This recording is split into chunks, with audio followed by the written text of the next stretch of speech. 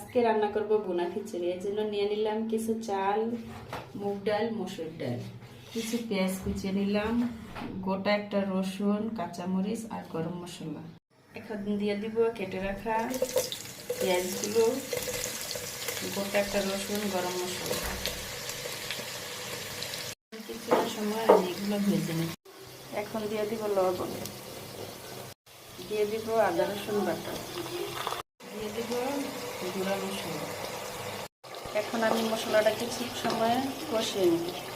আমার মশলা কষানো হয়ে গেছে। এখন দিয়ে দিব চাল আর ডাল। এখন আমি কিছু সময় চালগুলো ভেজে নেব।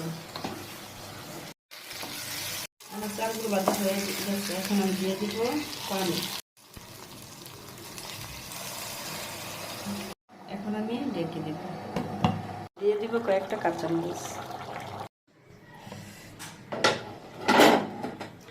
হয়ে গেল আমার ঝরঝরে বোনা খিচুড়ি।